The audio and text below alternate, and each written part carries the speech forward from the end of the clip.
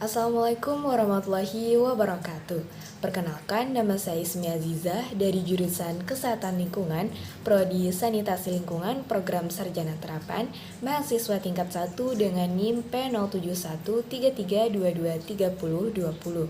Baik, di sini saya akan memberikan pemaparan secara singkat tentang permasalahan korupsi, nilai-nilai anti korupsi, dampak korupsi, serta pemberantasan korupsi untuk memenuhi tugas mata kuliah Pendidikan Budaya Anti Korupsi dengan dosen pembimbing Pak Tommy Sujarwadi, MS. Oke, yang pertama di sini ada permasalahan korupsi. Permasalahan korupsi di Indonesia merupakan peristiwa yang tidak pernah ada habisnya. Korupsi merupakan kejahatan luar biasa atau extraordinary crime yang merusak dan mengancam sendi-sendi kehidupan bangsa. Korupsi merupakan salah satu faktor penyebab utama tidak tercapainya keadilan dan kemakmuran suatu bangsa. Selain itu, korupsi juga berdampak buruk pada sistem perekonomian, sistem demokrasi, sistem politik, sistem hukum, sistem pemerintahan, serta sistem tatanan sosial kemasyarakatan.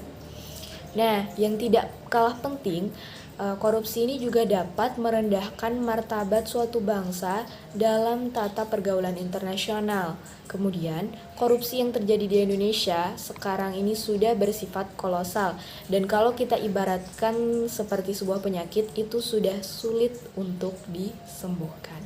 Lanjut, poin yang kedua di sini ada nilai-nilai anti korupsi. Nah, jadi KPK itu merilis 9 nilai integritas yang mencegah terjadinya tindak pidana korupsi.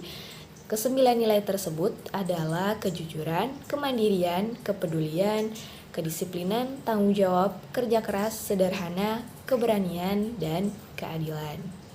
Lanjut, poin yang ketiga di sini ada dampak korupsi. Nah, di sini saya mengutip dari Widya Suara Ahli Madya Pusdiklat Pengembangan Sumber Daya Manusia Kalimi. Nah, di situ beliau menjelaskan bahwa ada berbagai macam dampak korupsi, terutama dalam bidang ekonomi dan bidang sosial. Nah, dari sisi ekonomi, dampaknya yaitu lesunya pertumbuhan ekonomi dan investasi, penurunan produktivitas, rendahnya kualitas barang dan jasa publik, kemudian menurunnya pendapatan negara dari sektor pajak, serta meningkatnya hutang pemerintah. Sedangkan untuk sisi sosial, korupsi itu merupakan penyebab kemiskinan. Hal tersebut tercermin dari mahalnya harga jasa dan pelayanan publik, kemudian pengentasan kemiskinan semakin lambat, terbatasnya akses masyarakat miskin, meningkatnya angka kriminalitas, dan yang terakhir yaitu terlihat dari solidaritas sosial yang semakin langka. Nah, poin yang terakhir di sini ada pemberantasan korupsi.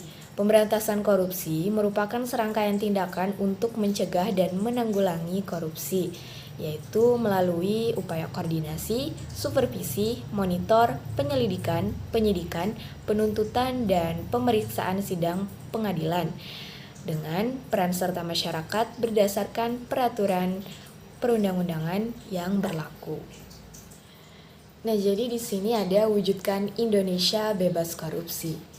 Indonesia yang bebas korupsi merupakan impian bagi semua warga Indonesia. Bila kita berandai-andai Indonesia bebas korupsi, maka mungkin yang ada di dalam pikiran kita yaitu keadaan Indonesia akan menjadi tidak ada kemiskinan, anak-anak mendapat hak sekolah, kesehatan masyarakat yang terjamin, lingkungan asri, kenyamanan transportasi umum, dan banyak hal positif lainnya yang akan kita dapat.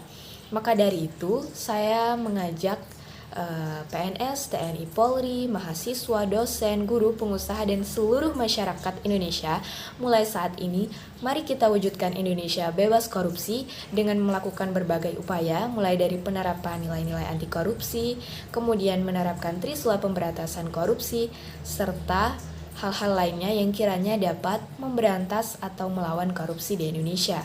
Yuk, sama-sama kita wujudkan Indonesia bebas korupsi.